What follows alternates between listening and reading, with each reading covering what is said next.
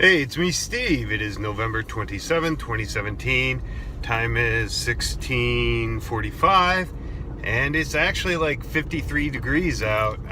Got up to 57 today. But anyway, it is Geo-Rant time. And sorry for the darkness, but it gets darker earlier, and I can only really do this while I'm going home. But I just wanted to touch on something a little bit today. I may actually and will likely do an entire Geophiles episode on this in depth, but I'm going to talk about correlation. And in geology, correlation is just the methods used by which the age relationships between various strata of the Earth's crust is established. And well, what does that mean by various strata? It could be lithostratigraphic, biostratigraphic, pediostratigraphic, lithotemic, all that sort of stuff I've talked about before. But basically, when we try to correlate rocks, and a lot of geologists still make erroneous, not necessarily intentionally bad correlations, but just on very scant data. We had this, sometimes it turns out to be correct, sometimes it does not. But when trying to correlate rock units, the best way to do it, even in lithostratigraphic units, is use contidont fossils if it's Paleozoic or younger, because those species tend to have very defined boundaries. But there's other ways to do it too. Like most of the rocks I study are Precambrian, so we don't have any contidont markers. What we do have is radiometric dating, and there's plenty of different types of radiometric dating, and I'm not going to dabble in them here. I think I'll say that for the Geophiles episode. But when you're trying to correlate rock units, there's different ways to do it. Like I said, I just mentioned how you can use fossils.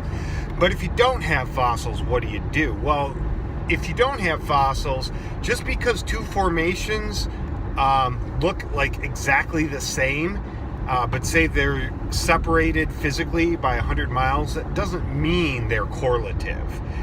You can make some certain assumptions that they're kind of correlative, and this happened with the Mesnard quartzite in the UP, the Sunday quartzite in the UP, and the Lorraine Formation in Ontario.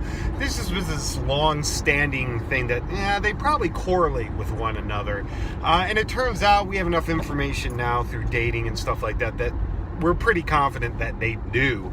And quite honestly, someone should go and stratigraphically redefine these units, but it's not really necessary. Just keep them all as different formations in the groups, because they're also tightly tied to other stratigraphic units in their designated areas.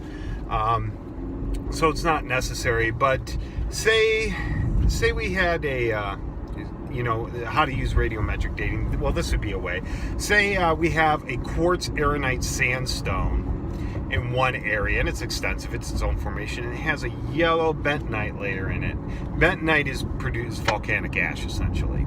And say that formation ends at point A, and then at point B, maybe 50 to 100 miles later, a limestone has a prominent yellow bentonite bed in it, and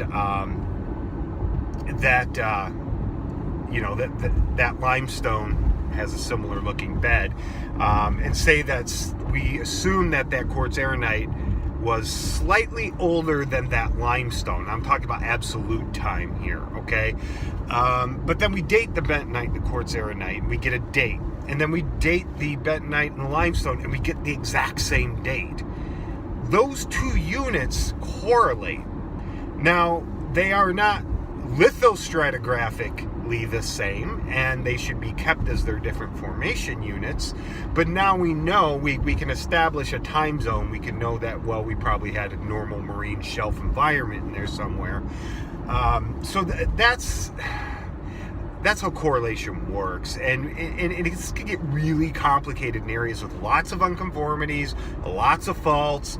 But if you have lots of igneous intrusions, then you can directly date those, and you can make correlation a little easier.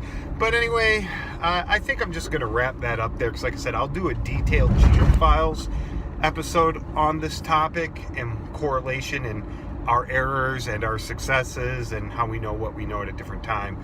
But anyway, that's it, and I hope you learned something.